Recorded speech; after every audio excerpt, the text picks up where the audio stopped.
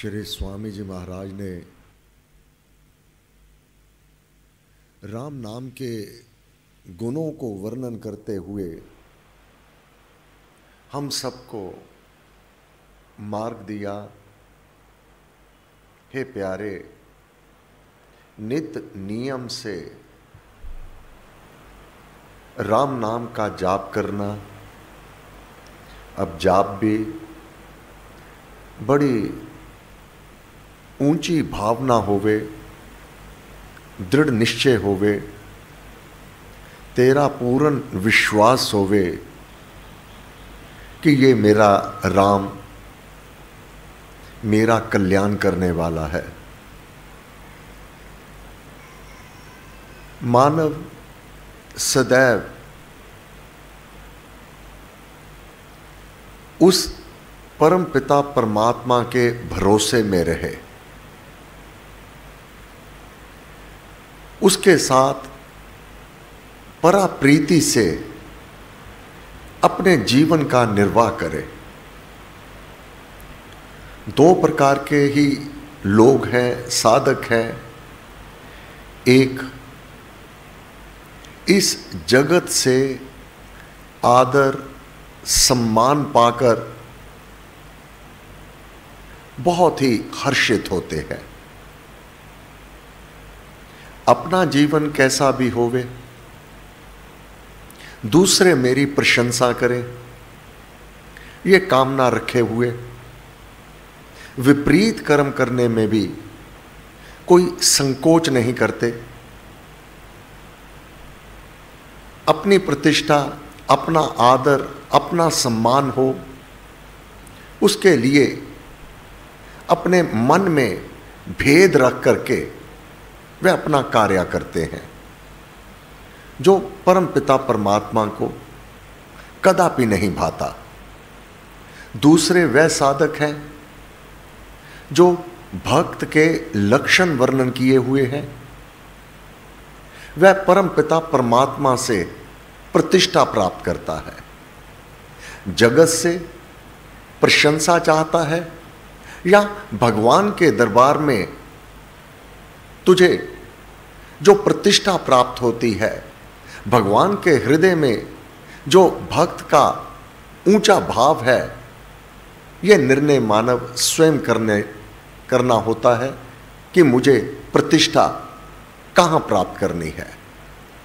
गीता का 12वां अध्याय प्रमाण है। हम सब उस अव्यक्त से जो दिखाई नहीं देता, क्योंकि जो मूर्ति की पूजा करते हैं, देवी देवताओं की पूजा करते हैं, उनके सम्मुख कोई चिन्ह हुआ करता है, परंतु हमारे लिए हमारा मंत्र अधिष्ठात्री देव राम है। राम का आराधन करते हैं, उसी नाम का जाप करते हैं। भगवान ने श्रीमद् भगवत गीता के 12वें अध्याय में वर्णन किया। अब ये साधक को स्वयं निर्णय करना है, मुझे कैसा भक्त बनना है। लोगों से वाह वाह की प्राप्ति करनी है, या परम पिता परमात्मा श्री राम का मुझे प्यारा बनना है। लोगों को प्यारा और भगवान को प्यारा, दोनों में बहुत बड़ा भेद है। भगवान ने अर्जुन का जो प्रश्न है उसका उत्तर 12वें अध्याय में दिया है। अर्जुन ने कहा, इस प्रकार जो भक्त निरंतर योग युक्त होकर आपको आराधते हैं, हम सब उस योग की सिद्धि के लिए अपना आराधन करते हैं। राम मुझे मधुर मिलन मिले तेरा, हे प्रभु तेरा मिलन हो जावे, तेरी प्राप्ति हो जावे। जो इस प्रकार आराधन करते हैं आपके अविनाशी, जो कदापि समाप्त नहीं होने वाला, जिसका विनाश नहीं होने वाला, आपके अविनाशी अव्यक्त स्वरूप की, अव्यक्त जो दृश्यमान नहीं है, दिखाई नहीं देता, इस स्वरूप की उपासना करते हैं, उनमें से योग के उत्तम ज्ञाता कौन है? अब योग के उस प्राप्ति के उत्तम ज्ञाता, जानने वाले कौन हैं? अब भगवान उत्तर दे रहा है।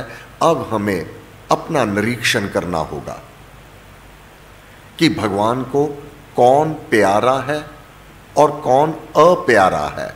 भगवान ने कहा, जो मुझ में मन को लगाकर, अपने मन को जो मुझ में लगा लेता है, निरंतर कैसी भी परिस्थिति हो, अनुकूलता और प्रतिकूलता निरंतर, जो मुझ में मन को लगाकर निरंतर युक्त हुए मुझको अराते हैं और परम श्रद्धा सहित है।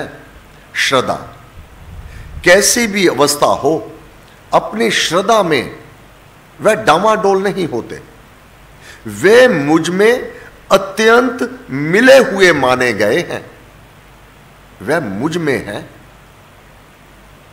परंतु जो सर्वत्र समबुद्धि जन, अविनाशी, अवर्णीय, अव्यक्त, सर्वत्र विद्यमान, अचिंत, कुटस्थ, अचल और ध्रुव स्वरूप को, इंद्रियों के समूह को संयम में करके अराते हैं, वे भी सब भूतों के हित में तत्पर जन मुझको ही प्राप्त होते हैं। अवर्णीय, जिसका वर्णन नहीं किया जा सकता, अव्यक्त, जो दिखाई नहीं देता, सर्वत्र, जो कण कण में विराजमान है, अचिंत, जिसको पूर्ण रूप से आज तक कोई नहीं जान पाया, जो कुटस्थ, सम भाव से रहने वाला है, अचल है, ध्रुव स्वरूप, दृढ़व्रति, हर कार्य में दृढ़व्रति है। इस प्रकार जो मानव इस प्रकार मुझे अराते हैं, वह मुझे ही प्राप्त होते हैं। उन अव्यक्त में चित्त लगाने वाले उपासकों को अब जो इस प्रकार की साधना करने वाले हैं, नाम का आराधन, जो दिखाई नहीं देता, जो सर्वत्र विद्यमान है, उन अव्यक्त में जो दिखाई नहीं देता, चित्त लगाने वाले उपासकों को अधिक क्लेश होता है। मूर्ति पूजा करने वाले बड़ी सुगमता से अपने मनोरथों को पूर्ण कर लेते हैं, परंतु वह केवल इस लोक तक उनकी कामनाएं हैं, धन दौलत और जो कार्य है इस लोक से संबंधित जो दिखाई देता है, वह मूर्ति पूजा करके, उन देवी देवताओं की पूजा करके अपने मनोरथ को शीघ्र पूरा कर लिया करते हैं। परंतु हमारा मनोरथ उस परम पिता परमात्मा की प्राप्ति है। हमारा मनोरथ और साधारण भक्त का मनोरथ, इसमें गहरा भेद है। हमारा मनोरथ है, राम मुझे मधुर मिलन मिले तेरा, इस दुनिया के जो पदार्थ हैं उस ओर हम नहीं चलते, क्योंकि वह तो अपने आप जितना मिलना है वह अवश्य में मिल जाएगा। हमारा जो ध्येय है उसकी प्राप्ति, यह कोई सरल कार्य नहीं है, इसलिए साधक को कड़ा परिश्रम करना पड़ता है। उन अव्यक्त में चित्त लगाने वाले उपासकों को अधिक क्लेश होता है, क्योंकि उसकी धारणा करना कठिन काम है कि वह मुझे प्राप्त हो जावे। यह कठिन काम है, यह सरल नहीं है। जिस मार्ग पर हम चल रहे हैं, निश्चय से अव्यक्त गति जहां से जाकर जीव नहीं लौटता, धारणा को देहधारी दुख से ही प्राप्त कर सकते हैं। इस संसार के भी सुख चाहिए, वाहवाह भी चाहिए, तेरी प्रतिष्ठा भी चाहिए और भगवान भी चाहिए, ये दोनों नहीं होते। इसमें कष्ट होता है, क्योंकि तेरा दृष्टि बिंदु भिन्न होगा। साधारण मानव का दृष्टि बिंदु भिन्न होगा। तू अपनी धुन में उस परम पिता परमात्मा की प्राप्ति में अग्रसर है, उस ओर चल रहा है। परंतु अब भगवान के एक एक शब्द बहुत महत्वपूर्ण है। जो मन से नाम का जाप करते हैं उसकी प्राप्ति के लिए। परंतु जो जन सब कर्म मुझ में समर्पण करके, अर्थात कर्तापन का अभिमान नहीं, मुझ में परायण होकर, उस पर ही निर्भर होकर के अनन्य भक्ति योग से ही, अनन्य भक्ति, एक भक्ति हो भगवान तेरी, दूसरा देव ना देखूं, दूसरा देव ना देखूं तो दूसरे जन का वह क्या करेगा।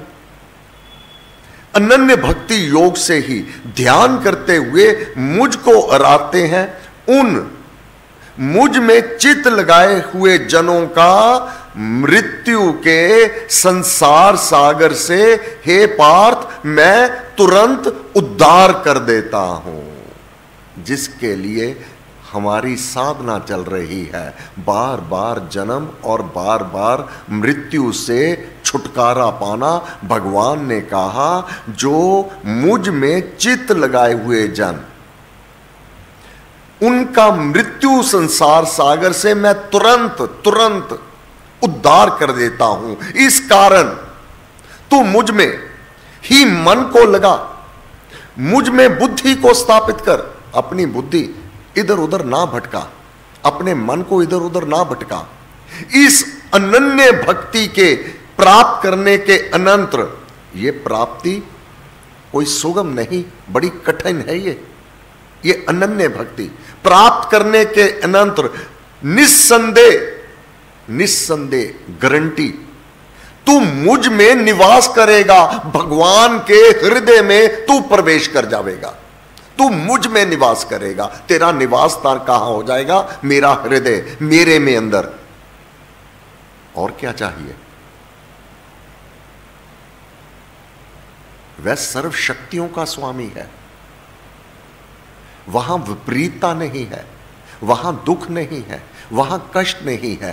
तो इस लोक की वाह चाहिए या परमात्मा के हृदय में निवास चाहिए? समभाव अपना कदापि नहीं त्यागना, दृढ़ निश्चय विश्वास को कदापि ढीला नहीं होने देना।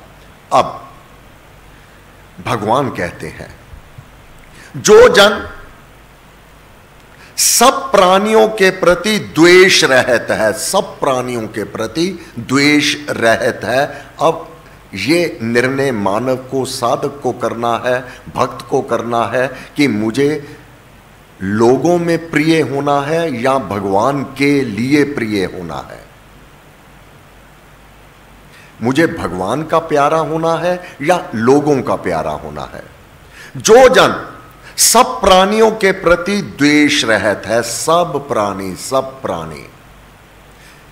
सबका मित्र है, दयावान है, ममता रहत है, अहंकार वर्जित है, सुख दुख में सम है, क्षमावान है।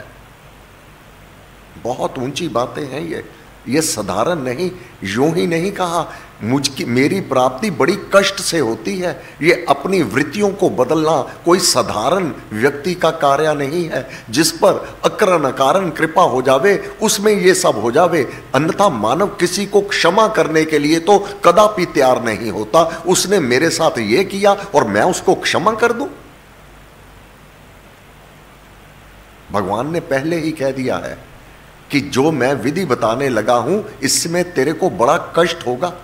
यह साधारण कार्य नहीं है। जो जन सब प्राणियों के प्रति द्वेष रहत है, सबका मित्र है, दयावान है, ममता रहत है, किसी भी पदार्थ में ममता नहीं, अहंकार वर्जित है, सुख दुख में सम है, क्षमावान है, सदा संतुष्ट है, सदा संतुष्ट है, योग युक्त है, उसके साथ मिलाप ध्यान में लीन रहने वाला है, आत्म संयमी है, अपनी आत्मा को संयम में रख करके अपनी आत्मा को अधोगति को ना चला जावे, वह आत्मा विपरीत दिशा में ना चला जावे, सीधा तीर लक्ष्य की ओर भगवान के हृदय में पहुंचना है मुझे।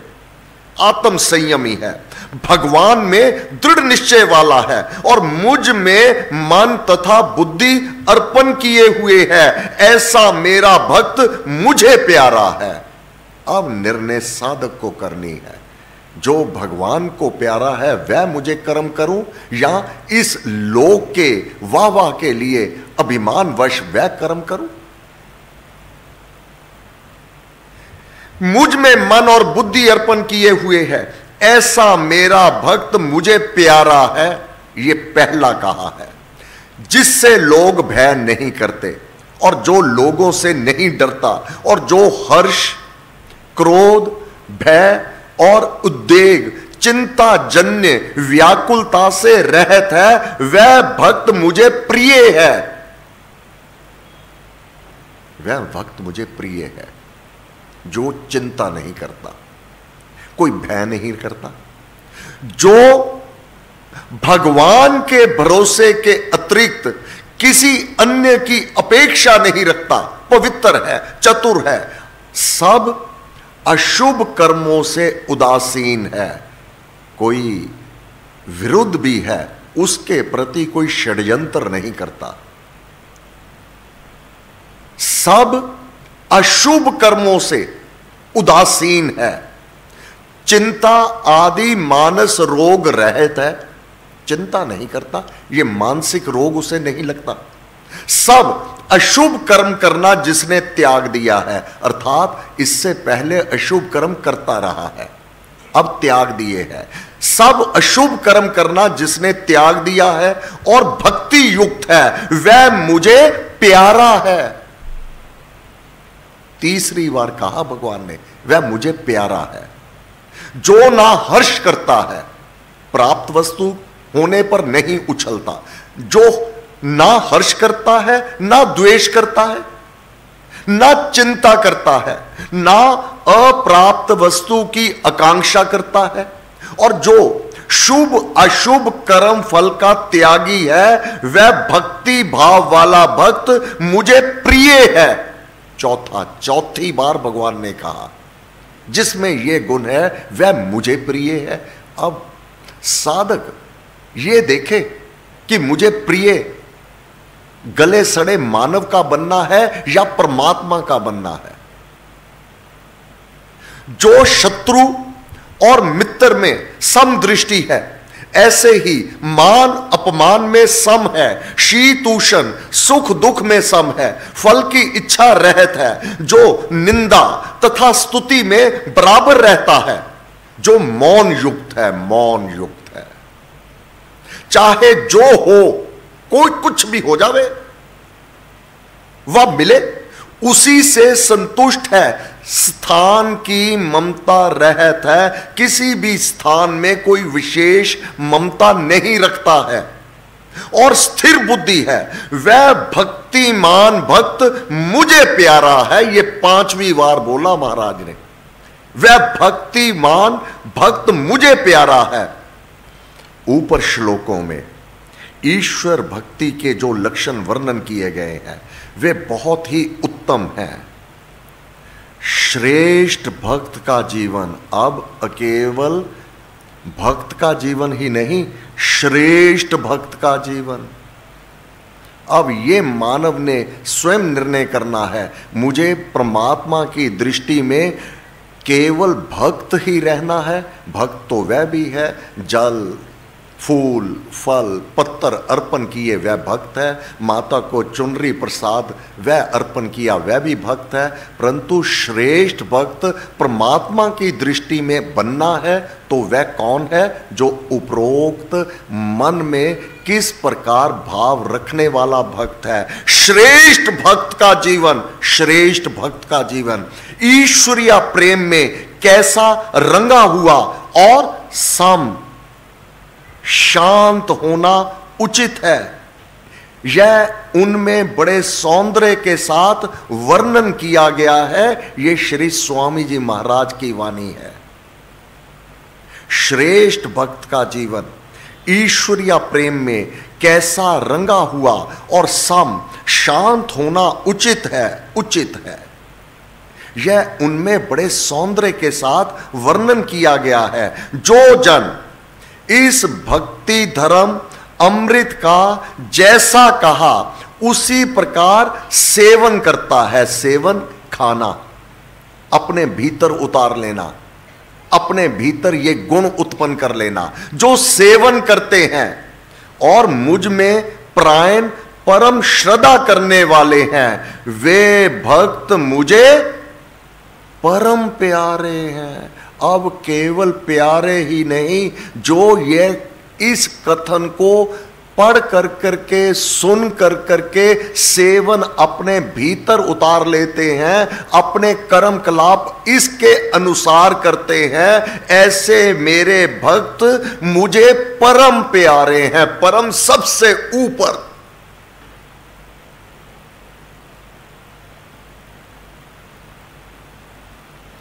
अब भक्त को निर्णय करना है कि मुझे कैसी भक्ति करनी है, छल वाली अथवा प्रभु को जो प्रिय है वैसी करनी है। ये कठिन काम है, ये भगवान ने पहले कह दिया था। इसकी प्राप्ति कोई सरल नहीं है, बड़ी कठिन है। ओम तत्सत। इस प्रकार श्रीमद् भगवद गीता रूप उपनिषद ब्रह्म विद्या अंतर्गत योग शास्त्र में श्री कृष्ण अर्जुन संवाद का भक्ति योग नामक 12वां अध्याय समाप्त हुआ। ओम नमो भगवते वासुदेवाय नमः। ओम नमो भगवते वासुदेवाय नमः। इस 12वें अध्याय को साधक कंठस्थ कर लेवे। साधना सत्संग कल से हरिद्वार में आरंभ हो रहा है। इस साधना पर आधारित होगा जो महाराज ने आज वाणी भेजी है। प्रत्येक साधक की वृत्ति भाव उस प्रकार से हो जो भगवान को प्रिय है। हम भगवान को प्रिय होना है, भगवान के परम भक्त बनना है और परम प्यारे बनना है। हे देव अधिदेव, आपको बार बार नमस्कार नमस्कार नमस्कार। सब शक्ति माते परमात्मने श्री रामाय नमः। सर्व शक्ति मते परमात्मने श्री रामाय नमः। सर्व शक्ति मते परमात्मने श्री रामाय नमः। सर्व शक्ति मते परमात्मने श्री रामाय नमः। सर्व शक्ति मते परमात्मने श्री रामाय नमः। सर्व शक्ति मते परमात्मने श्री रामाय नमः। सर्व शक्ति मते परमात्मने श्री रामाय नमः। सर्व शक्ति मते परमात्मने श्री रामाय नमः। सर्व शक्ति मते परमात्मने श्री रामाय नमः। सर्व शक्ति मते परमात्मने श्री रामाय नमः। सर्व शक्ति मते परमात्मने श्री रामाय नमः। सर्व शक्ति मते परमात्मने श्री रामाय नमः। सर्व शक्ति मते परमात्मने श्री रामाय नमः। सर्व शक्ति मते परमात्मने श्री रामाय नमः। सर्व शक्ति मते परमात्मने श्री रामाय नमः। सर्व शक्ति मते परमात्मने श्रीरामाय नमः। सर्वशक्तिमते परमात्मने श्रीरामाय नमः। सर्वशक्तिमते परमात्मने श्रीरामाय नमः। सर्वशक्तिमते परमात्मने